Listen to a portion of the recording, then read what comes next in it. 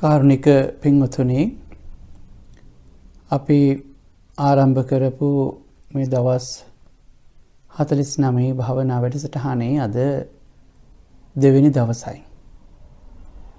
අද දවස අපි මේ දියුණු කරගන්න මානසික ශක්තිය වගේම උදේ පාන්දර ඉඳන් මේ වෙනකන් විවිධ විදිහේ භාවනා අධ්‍යක්ීම් වල නිරත වෙලා ඒ වගේම දවසට 3 වතාවක් සම්බුද්ධ පූජාව පවත්වලා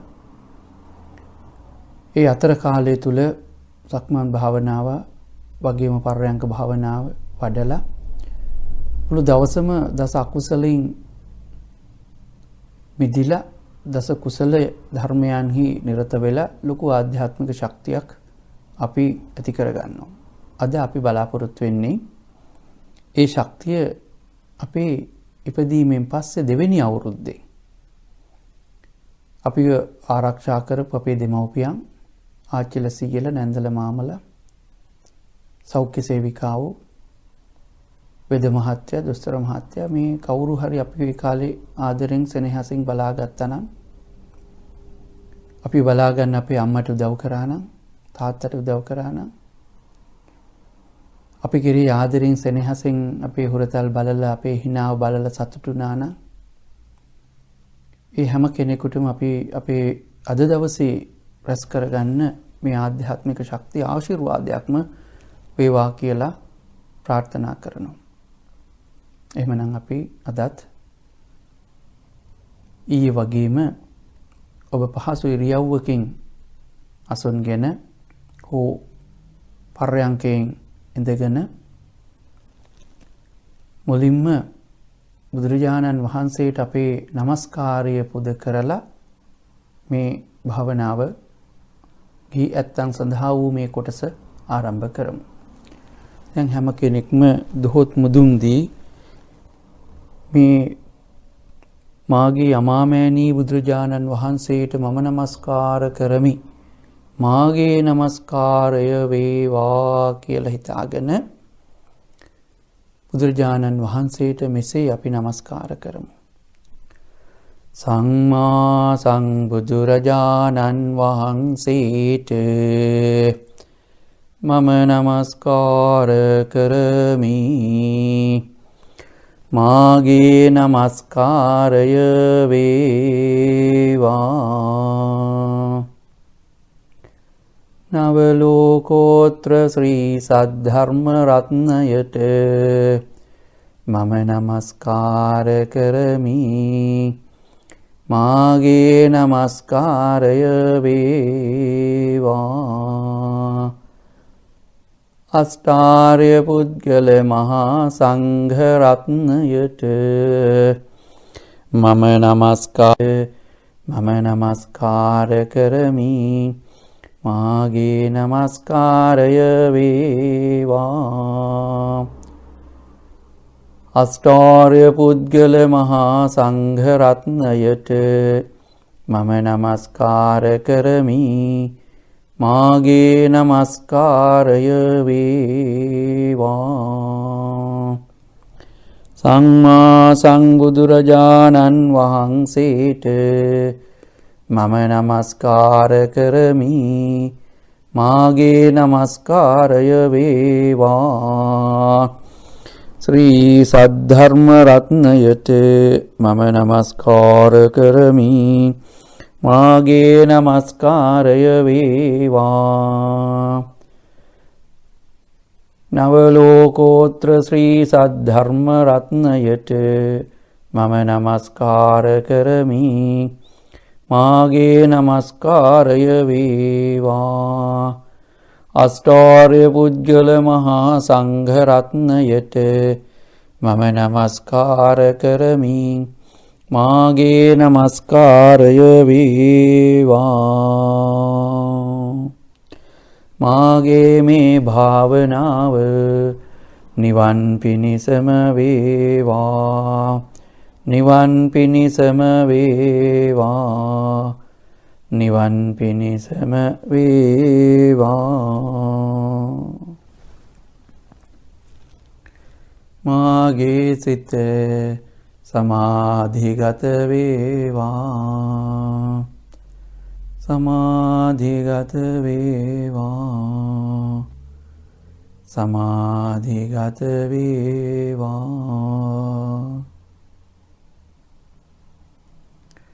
දැන් ඔබට පහසු ආකාරයෙන් ඔබේ අත් දෙක තබා ගන්න.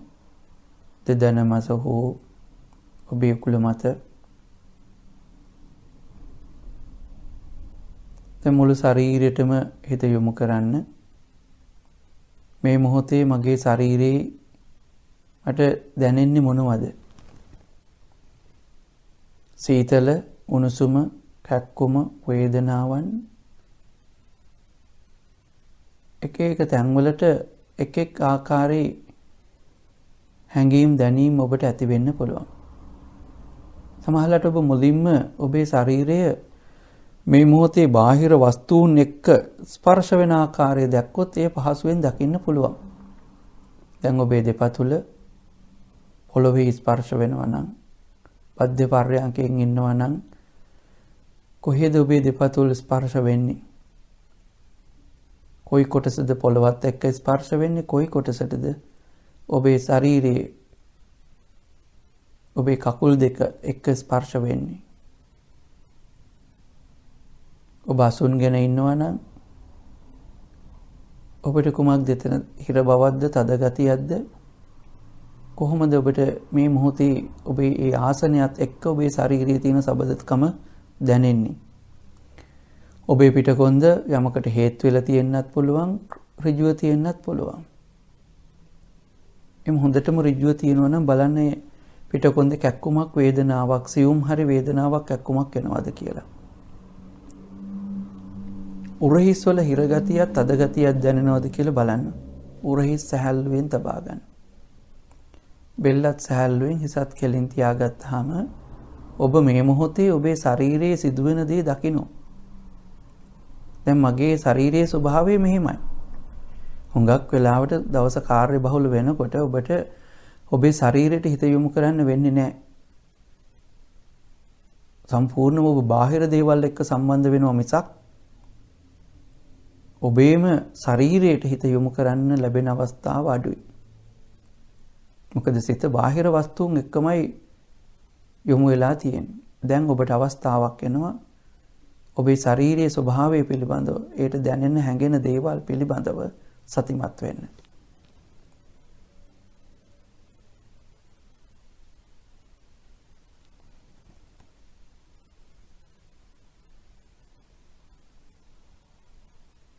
ඔබට දැනෙනවද ශරීරයේ යම්කිසි ක්‍රියාකාරීත්වයක් මේ වෙලාවේ?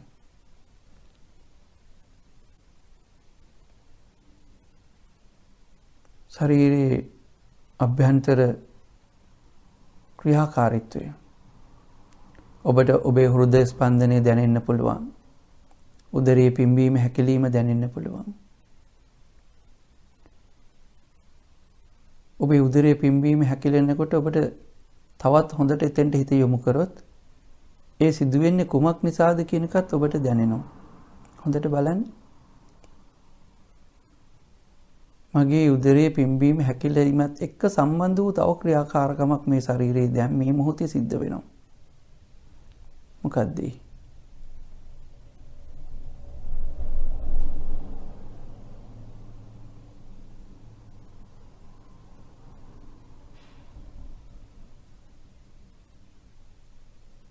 දැන් ඔබට තේරෙනවා ඔබ හුස්ම ගන්නකොටත් පිට කරනකොටත් මේ උදරයේ පිම්බීම හැකිලිම සිද්ධ වෙනවා කියලා. ඔබ සිහියෙන් හුස්ම ගන්නකොට සිහියෙන් හුස්ම පිට කරනකොට මෙය ස්වාභාවිකව ඔබට දැනෙනවා.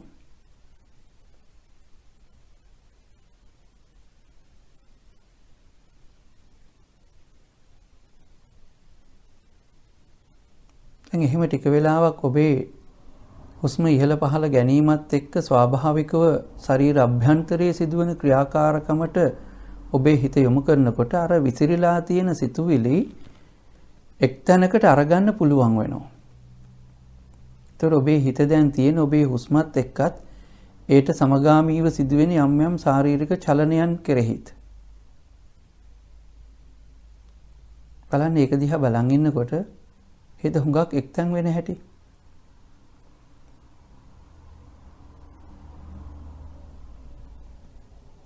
හොඳට සියුම්ව බලන්න හුස්ම ඉහළ ගන්නකොටත් පහළ ගන්නකොටත් උදරයට විතරද මේක දැනෙන්නේ.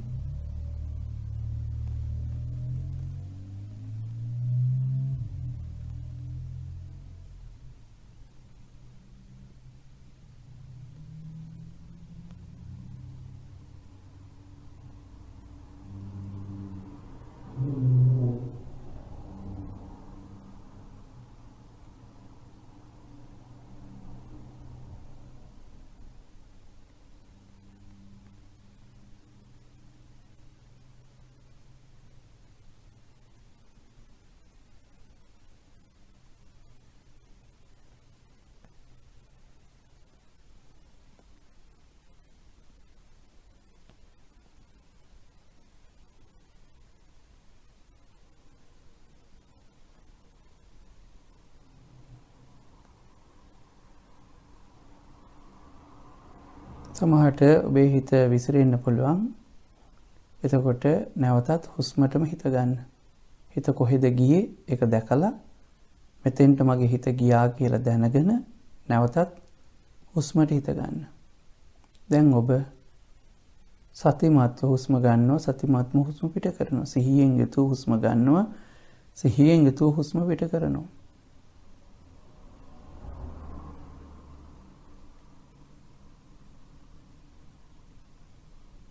සිහියෙන් හුස්ම ගන්නවා, සිහියෙන් හුස්ම පිට කරනවා.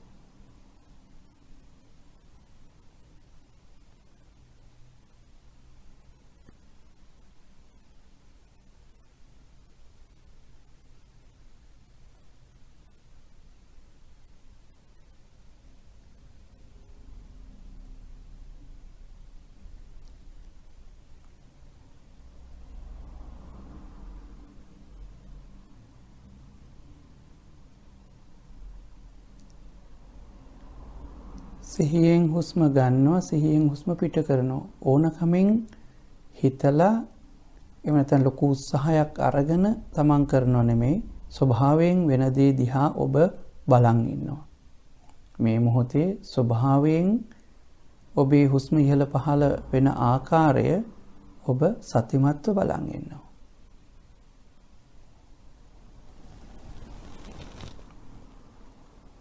සිහිය ඔබේ හුස්ම තුළ පිහිටුවාගෙන තියෙනවා.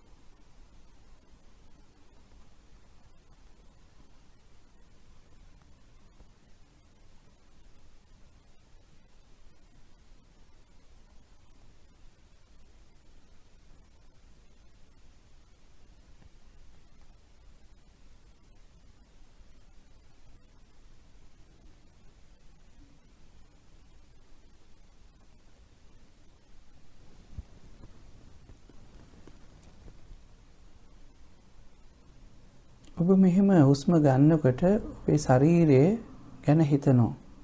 මේ මොහොතේ ඔබ ජීවත් වෙන්නේ ඔබ හුස්ම ගන්න නිසා සහ ඒ හුස්ම පිට කරන නිසායි. ඔබ ආශ්වාස ප්‍රශ්වාස කරන නිසා ඔබ ජීවත් වෙනවා. ඔබට මේ හුස්ම උපයෝගී කරගෙනම මෙත් සිතුවිලි ඇති කරගන්න පුළුවන් Tamanටම. හුස්ම ගන්නවා මම හුස්ම පිට කරනවා. මේ ශරීරය තුළ මේ ක්‍රියාකාරීත්වය සිද්ධ වෙන්නේ. එනිසා මේ ශරීරය මම නිදුක්ව නිරෝගීව තබා ගන්නවා. ඒ විනාශ කරන, ඒට අහිතකර වූ දේවල් මම දාන්නේ නැහැ.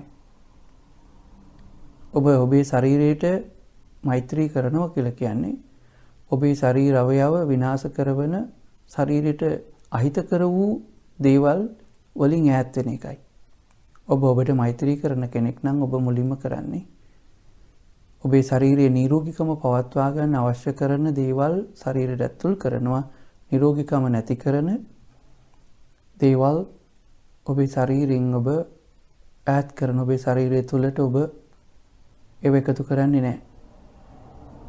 දුම් ඇටි මත් වතුර වගේ දේවල් ශරීරයේ අභ්‍යන්තරයට දාන්නේ නැහැ ඔබ ඔබට මෛත්‍රී කරන කෙනෙක් නම්. නිසා ඔබ මේ මොහොතේදී හිතනවා මම කයින් නිරෝගී කෙනෙක් වෙම්මා. මම මනසිනුත් සුවපත් වූ අයෙකුම් වෙම්මා. මගේ මනස සුවපත් වේවා. හිතේ තියෙන දුක් දුම්නස් නැති වෙලා මම මනසින් සුවපත් වූ අයෙකු වෙම්මා. මගේ මනස සුවපත් වේවා. මගේ කය සුවපත් වේවා. මම මනසිනුත් කයිනුත් සූපත් වූ අයකුම වෙම්වා. ඒ වගේම මගේ දෙමව්පියෝද කයින් සහ මනසින් සූපත් වූවම වෙත්වා. ආච්චිලා සීලා නැන්දල මාමල සහෝදර සහෝදරියන් මේ හැම කෙනෙක්ම කයින් සහ මනසින් සූපත් වූවම වෙත්වා. ඔබ යාළු හිත මිත්‍ර ආදීනොත් ඇසුරු කරන හැම කෙනෙක්මත් කයින් සහ මනසින් සූපත් වූවම වෙත්වා. නිදුක් නිරෝගී වූවම වෙත්වා. අපි දැන් අද දවස මගේ ජීවිතයේ දෙවෙනි අවුරුද්ද පුරාම මට ශක්තියක් වෙච්ච මගේ දයාබර දෙමව්පියෝ ආච්චිලා සීයලා නෑදෑ හිත මිතුරන් වෙද මහත්තයා දොස්තර මහත්තයා ආදී කොට ඇති ඒ අවුරුදු දෙකේ කාල සීමාව තුළ මාව රැකගත්ත මට උදව්පකාර කරපු මාව රැක ගැනීම සඳහා මගේ දෙමව්පියන්ට උදව්පකාර කරපු හැම කෙනෙක්ම නිදුක් වෙත්වා නිරෝගී වෙත්වා. ඒ ජීවත් වෙන හැම කෙනෙක්ම නිදුක් නිරෝගී වූවම වෙත්වා.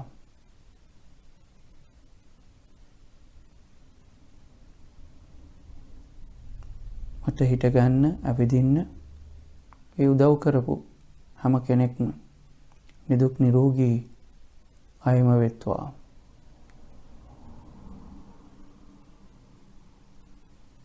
සියලු සත්වයෝම නිදුක් වෙත්වා නිරෝගී වෙත්වා.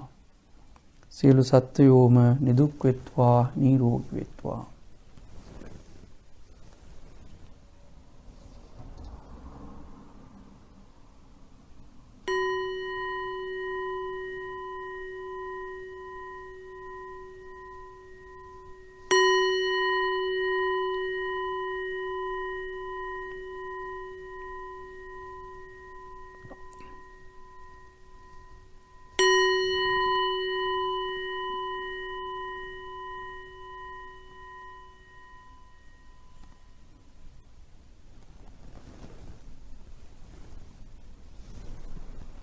අද දවස තුළ දැන් ඔබේ දැස් විවර කරන්න.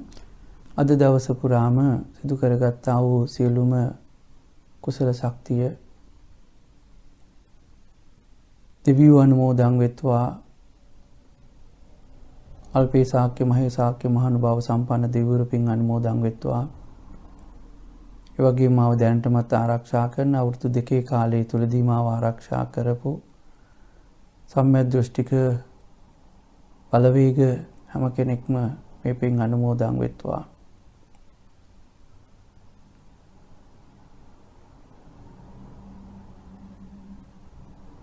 ඒ වගේම මේ පරලොව ගිය ඔබේ මව හෝ පියා ඉන්නවා නම් අවුරුදු දෙක කාලය තුලදී ඔබ රැකගත්ත ඒ මව හෝ පියා ඈදෑයෝ ආච්චිලා සීයලා උතුම් වූ නිවන් සුවයෙන්ම සැනසෙත්වා.